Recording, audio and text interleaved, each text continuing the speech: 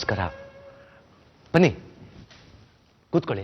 ನಮಗೆ ಒಂದು ಮಾತು ಹೇಳದೆ ಬಂದಿದ್ದು ಇದಕ್ಕೇನಾ? ಹಿರಿ ಮೊಮ್ಮಗನ ಅಧ್ಯಕ್ಷತೆಯಲ್ಲಿ ಗುಟ್ಟು ಗುಟ್ಟಾಗಿ ಸಭೆ ನಡೆಸ್ತಾ ಇದ್ದೀರಾ? ವಿಷ್ಣು, ಅಮ್ಮ, ಮಾಜಿ ಬೀಗ್ರ ಮನೆಯಲ್ಲಿ ಮೀಟಿಂಗ್ ಇದೆ ಅಂತ ಒಂದು ಮಾತು ನನಗೆ ಹೇಳಬಹುದಾಗಿತ್ತು ನೀವು.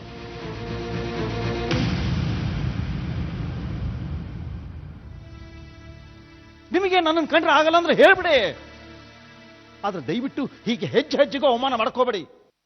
ವಿಷ್ಣು, ನಾವು ಅಮ್ಮ, ನಾವೇನು ಹೊರಗಿನವ್ರ?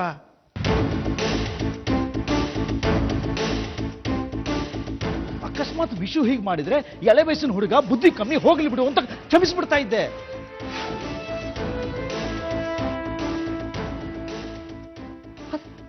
ಆದ್ರೆ ನೀವು ಅದಕ್ಕೆ ನೀವು ಹೀಗೇನಾ?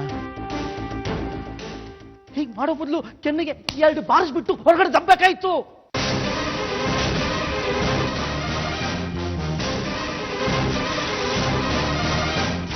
ಬೀದಿ ದಾಸಯ್ಯನ ಛತ್ರದಲ್ಲಿ ಶ್ರೀಕೃಷ್ಣ ಪರಮಾತ್ಮನ ಜಪ ಮಾಡ್ತಾ ನನ್ನ ಜೀವನನ ಕಳೆದು ಬಿಡ್ತೀನಿ. ನಿಮ್ ಹಂಗಿನ ಅರಮನೆಗಿಂತ ಅಲ್ಲಿ ಗಂಜಿ ಕುಡ್ಕೊಂಡಿರೋದೇ ಲೇಸು.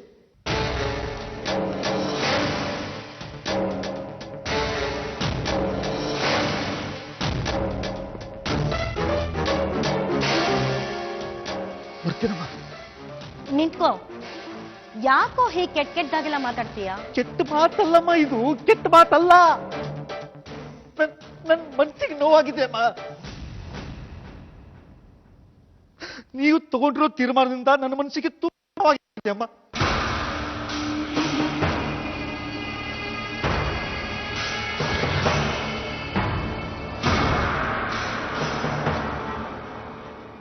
ಅಮ್ಮ, ರಾಧಿಕಾ ವಿಶ್ವ ಮದುವೆ ಮಾಡುವಂತ ನಿಮ್ಗೆ ಹೇಳಿದವ್ರು ಯಾರು? ನಾನು.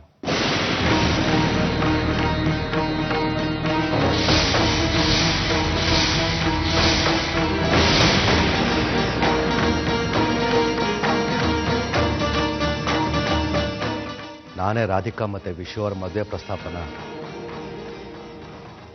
ನಿಮ್ಮ ತಾಯಿಯವ್ರ ಹತ್ರ ಇಟ್ಟಿದ್ದೆ.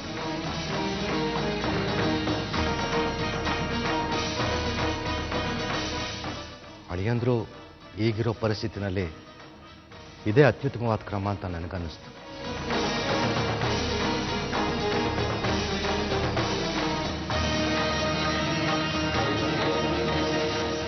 ರಾಧಿಕಾ ಅಳಿಯಂದ್ರನ ಮದುವೆಯಾಗಿ ಅವರ ಧರ್ಮಾರ್ಥ ಕಾರ್ಯಗಳಲ್ಲಿ ಸಹಕರಿಸಿ ಸಹಧರ್ಮಿಣಿಯಾಗಿ ಬಾಳ್ಲಿ ಅಂತ ನಾನೇ ಸಲಹೆ ಕೊಟ್ಟೆ. ಓ, ಇದು ನಿಮ್ದೇನಾ ಪಿತೂರಿ ಅನ್ಕೊಂಡೆ.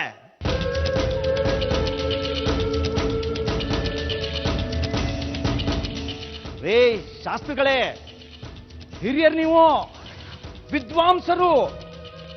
ನಿಮ್ ಹಿರಿ ಮಗಳು ನಮ್ಮ ಮನೆನ ಗುಡಿಸಿ ಗುಂಡಾಂತರ ಮಾಡ್ಬಿಟ್ಟು ಹೋದ್ಲು.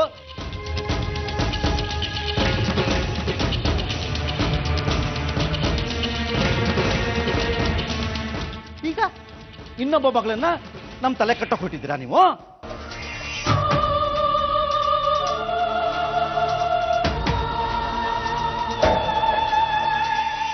ರೇ ರೇ ರೇ, ಅರಮನೆ ಅಂತ ನಮ್ಮ ಮನೇನ ಛಿದ್ರ ಛಿದ್ರ ಮಾಡಕ್ ಹೊಟ್ಟಿದಿರಲ್ಲ. ಯಾಕ್ರಿ ಯಾಕ್ರಿ ನಮ್ಮ ಮೇಲೆ ದ್ವೇಷ ನಿಮಗೆ? ವಿಷ್ಣು, ಅಮ್ಮ, ದಯವಿಟ್ಟು ನನಗೆ ಮಾತಾಡೋದಕ್ಕೆ ಬಿಡು. ನಾನಿವತ್ತು ಸುಮ್ಮನೆ ಇರಲ್ಲ.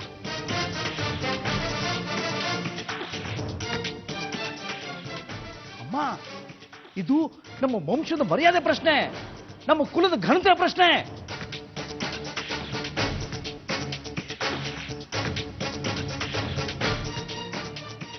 ಹೇಳಿ ಶಾಸ್ತ್ರಿಗಳೇ,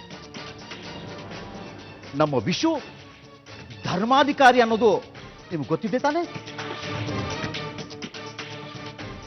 ಗೊತ್ತಿದ್ದ ಮೇಲೂ ಕುಲ ಗೋತ್ರ ಇಲ್ಲದ ಹುಡುಗಿನ ಅವನಿಗೆ ಮದುವೆ ಮಾಡೋಕೆ ಹೇಗೆ ಹೊರಟ್ರಿ ನೀವು?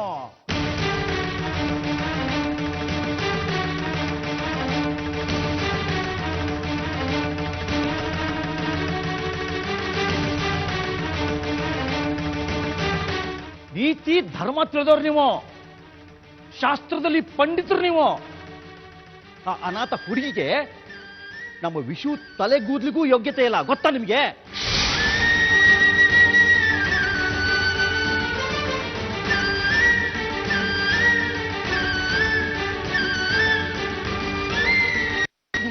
ಹೇಳಿದ್ದು ಸರಿಯಾಗೇ ಇದೆ ಪೂರ್ಣ. ಧರ್ಮಾಧಿಕಾರಿಗಳಿಗೆ ಹೆಂಡತಿ ಆಗೋಳು ಒಳ್ಳೆಯ ವಂಶದಲ್ಲಿ ಹುಟ್ಟಿರ್ಬೇಕು. ರಾಧಿಕಾ ಬೀದಿಯಲ್ಲಿ ಬಿದ್ದ ಶಿಶು, ಯಾರ ಪಾಪದ ಪಿಂಡವೋ ಏನೋ.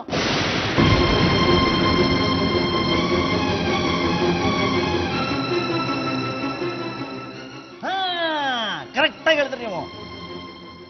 ಅಮ್ಮ, ನೀವು ಮಾತಾಡ್ತಾ ಇರೋದು ಸರಿ ಇಲ್ಲ. ಶಾಸ್ತ್ರಿಗಳೇ, ನೀವು ನಿಮ್ಮ ಅಮ್ಮನ ಬಾಯಿನ ಸುಲಭವಾಗಿ ಮುಚ್ಚಿಸ್ಬೋದು,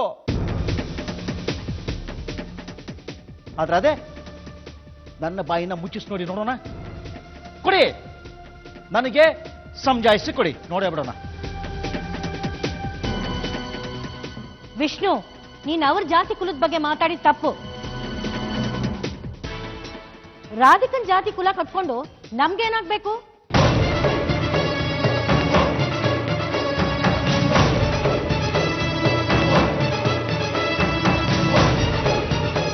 ಅವಳಿಗೆ ಒಳ್ಳೆ ಸಂಸ್ಕಾರ ಇದೆ, ಗುಣ ನಡ್ತಾ ಇದೆ.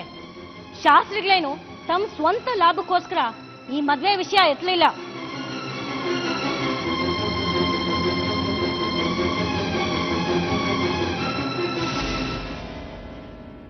ಕಲ್ಯಾಣ ಮಂಟಪದಲ್ಲಿ ವಿಷುಗಾದ ಅವಮಾನನ ಶಾಸ್ತ್ರಿಗಳೇ ಅವ್ರ ಕಣ್ಣಾರ ನೋಡಿದ್ರು.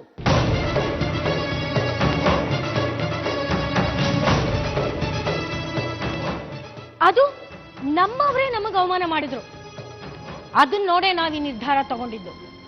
ಆಯ್ತು, ನಿಮ್ಗೇನ್ ತೋಚುತ್ತೋ ಅದನ್ನೇ ಮಾಡಿ. ಇದನ್ನೆಲ್ಲ ನೋಡೋದಕ್ಕೆ ನಮ್ಮಣ್ಣ ಬದುಕಿಲ್ಲ.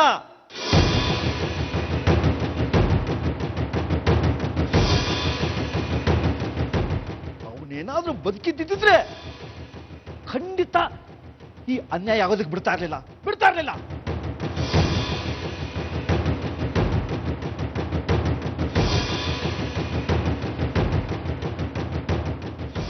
ನೋಡಿದೆ ರಮ್ಯಾ ಇವ್ರು ಆಡುವ ಆಟಗಳನ್ನ? ಇವ್ರ ಮಧ್ಯೆ ನಮಗೇನ್ ಕೆಲಸ? ಸಾಕಪ್ಪ ಸಾಕು, ನಿಮ್ ಸವಾಸ ನನಗೆ ಸಾಕು. ಬರ್ತೀನಿ. ನಿಂತ್ಕೊಳ್ಳಿ ಮಾವಯ್ಯ, ನಾನು ಬರ್ತೀನಿ. ನಮ್ಮ ಮನೆಯವ್ರ ಬಗ್ಗೆ ಇದ್ದ ಚೂರು ಪಾರು ಗೌರವನು ಹೊರಟೋಯ್ತು ನನಗೆ. ಇವ್ರ ಮನೆ ಕೆಲ್ಸೋಳ್ನ ನನ್ನ ಓರ್ಗಿತಿ ಅನ್ಕೋಬೇಕಾ? ಛೀ, ನಾಚಿಗೇಡು.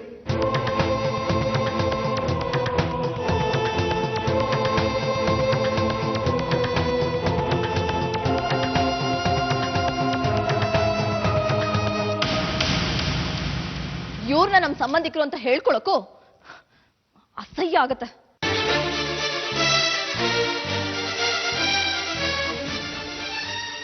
ಅಮ್ಮ,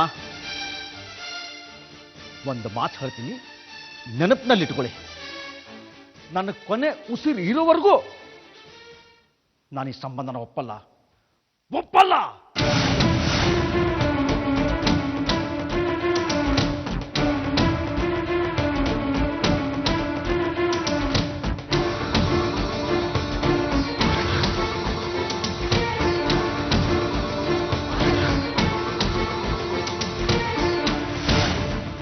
ಶಾಸ್ತ್ರಿಗಳೇ, ವಿಷ್ಣು ರಮ್ಯನ್ ಪರವಾಗಿ ನಾನು ನಿಮ್ಮ ಹತ್ರ ಕ್ಷಮೆ ಕೇಳ್ಕೊತೀನಿ.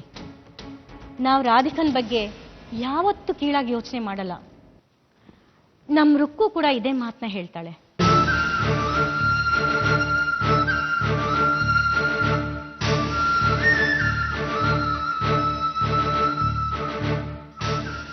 ಹೌದು ಶಾಸ್ತ್ರಿಗಳೇ, ಆದಷ್ಟು ಬೇಗ ನಮ್ಮ ವಿಷು ರಾಧಿಕಾ ಅಭಿಪ್ರಾಯ ತಿಳ್ಕೊಂಡು ಮದುವೆ ನಿಶ್ಚಯ ಮಾಡೋಣ. ತಡ ಮಾಡೋದು ಬೇಡ.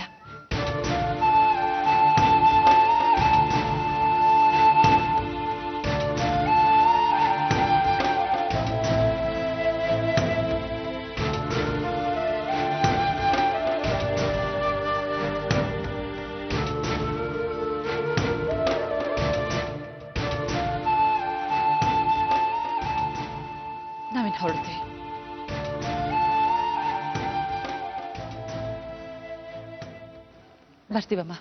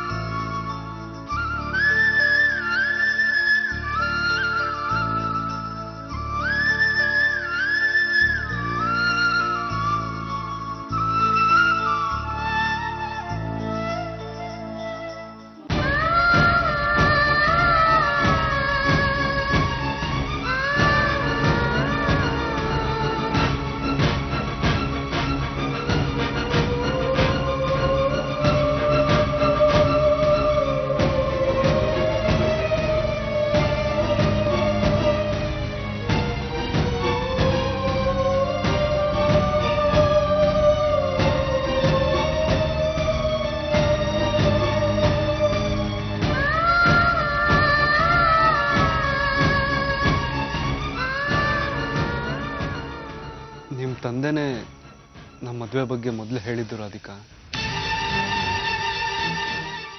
ನಾನು ಅವ್ರ ಹತ್ರ ಏನೂ ಕೇಳಲಿಲ್ಲ. ಅಪ್ಪ ಯಾಕೆ ಹೀಗೆ ಮಾಡಿದ್ರು?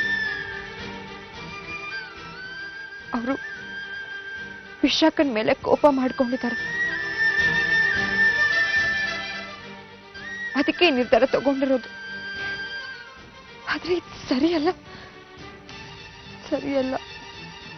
ಯಾಕೆ ಸರಿ ಇಲ್ಲ? ಯಾಕೆ ಬೇಡ ಅಂತಿದ್ಯಾ ರಾಧಿಕಾ? ವಿಶಾಖನ ಅದೃಷ್ಟನ ನಾನು ಕಿತ್ಕೊಳ್ಳಕ್ ಇಷ್ಟಪಡಲ್ಲ. ಆದ್ರೆ ವಿಶಾಖನ್ ಜೊತೆ ನನ್ನ ಮದುವೆ ಆಗಿದ್ದು ಒಂದು ಮೋಸ.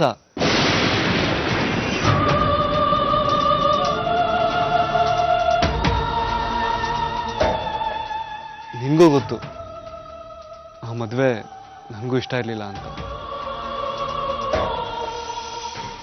ಆ ಮದುವೆಯಿಂದ ನಾವು 3 ಜನ ಸಾಕಷ್ಟು ನೋವು ಅನುಭವಿಸಿದ್ದೀವಿ. ಈಗ ಅವಳು ತನಗೆ ಹೇಗೆ ಬೇಕೋ ಹಾಗಿದ್ದಾಳೆ. ರಾಧಿಕಾ, ನಾವಿಬ್ರು ಯಾಕೆ ಹೊಸ ಜೀವನ ಶುರು ಮಾಡಬಾರ್ದು?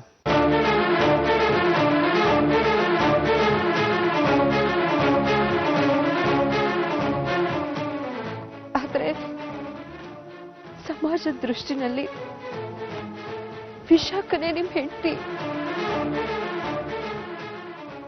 ಆದ್ರೆ ವಿಶಾಖ ವಾಪಸ್ ಬರಲ್ಲ ಅಂತ ಹೇಳಿದ್ಲಲ್ಲ. ಕರಿಮಣಿ ಸರ ಕೂಡ ಬಿಚ್ಚಿ ವಾಪಸ್ ಕೊಟ್ಟಿದ್ದಾಳೆ. ನನ್ಗೂ ಅವಳಿಗೂ ಯಾವುದೇ ರೀತಿ ಸಂಬಂಧನೂ ಇಲ್ಲ. ಎಲ್ರು ಹಾಗೆ ಹೇಳ್ತಾರೆ.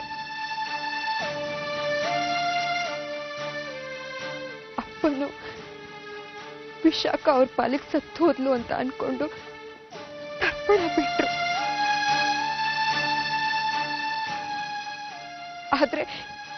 ಆದ್ರೆ ನನ್ಗೆ ವಿಶಾಖ ನನ್ನ ಅಕ್ಕ ಅನ್ನೋದನ್ನ ಮರೆಯೋದಕ್ಕಾಗಲ್ಲ.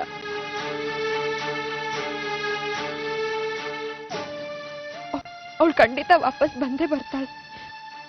ಅವಳು ವಾಪಸ್ ಬರ್ತಾಳೆ ಅಂತ ಪದೇ ಪದೇ ಹೇಳಿದ ಕೂಡ್ಲೆ ಅವಳು ಬಂದ್ಬಿಡ್ತಾಳ ರಾಧಿಕಾ? ಯಾಕೆ ನೀನು ಅರ್ಥ ಮಾಡ್ಕೊಳಲ್ಲ?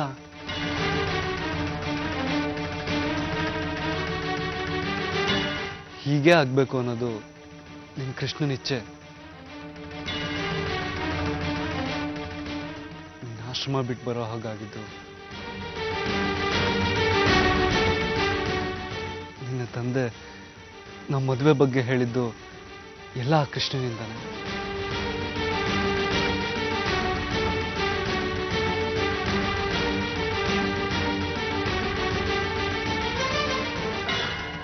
ಆ ದೇವ್ರು ಕೂಡ ನಮ್ಮ ಸಪೋರ್ಟ್ಗಿದ್ದಾನೆ ಅಂತ ನಿನ್ಗೆ ಅನ್ನಿಸ್ತಾ ಇಲ್ವಾ ರಾಧಿಕಾ? ನಾನು ಒಪ್ಪಲ್ಲ. ರಾಧಿಕಾ,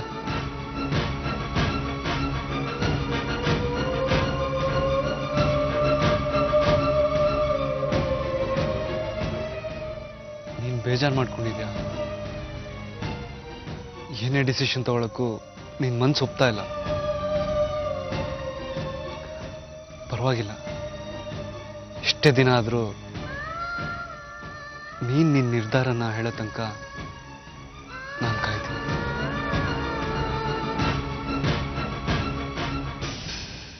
ಆದ್ರೆ ಒಂದು ಮಾತು ನೆನಪಿರ್ಲಿ ರಾಧಿಕಾ, ವಿಶಾಖ ಇದ್ದಾಗ್ಲೂ ನಾನು ಪ್ರೀತಿಸಿದ್ದು ನಿನ್ನನ್ನೇ.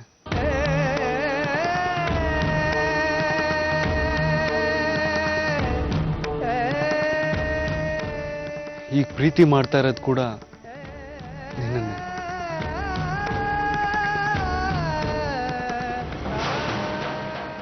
ಇನ್ನು ಮುಂದೆ ಕೂಡ ನಾನು ನಿನ್ನನ್ನೇ ಪ್ರೀತಿಸೋದು.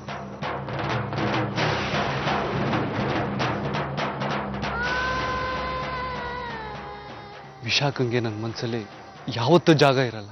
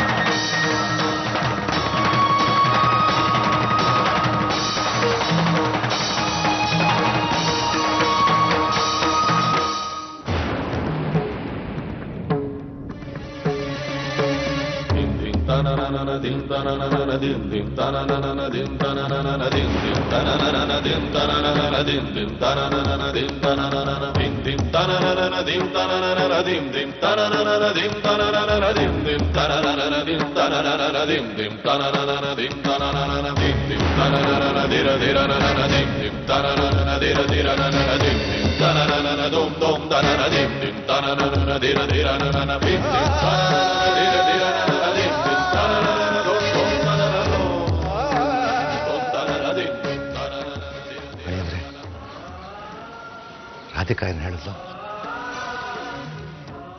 ಏನು ಹೇಳಲಿಲ್ಲ.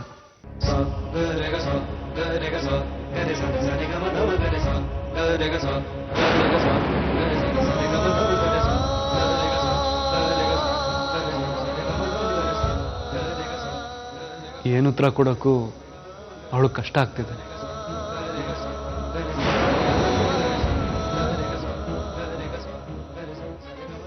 ಅವಳಿಗೆ ವಿಶಾಖನ ಮರೆಯೋದು ಅಷ್ಟು ಸುಲಭ ಅಲ್ಲ.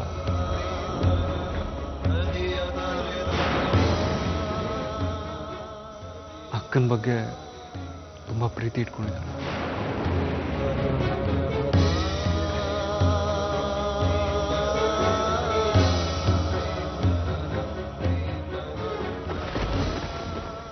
ರಾಧಿಕಂಗೆ ನಿರ್ಧಾರ ತಗೊಳ್ಳೋಕ್ಕೆ ಸ್ವಲ್ಪ ಸಮಯ ಬೇಕಾಗ್ಬೋದು. ನಿಜ, ಅವಳನ್ನ ನಾವು ಮದುವೆ ಮಾಡ್ಕೊಂತ ಬಲವಂತ ಮಾಡೋದು ತಪ್ಪಾಗುತ್ತೆ ಅಳಿ ಅಂದ್ರೆ.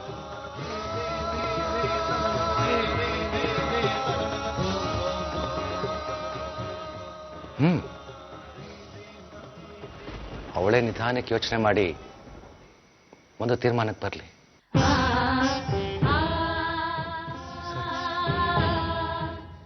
ನಾನು ಬರ್ತೀನಿ ಬರ್ತೀನಿ ಬರ್ತೀನಿ. ಆಯ್ತಪ್ಪ.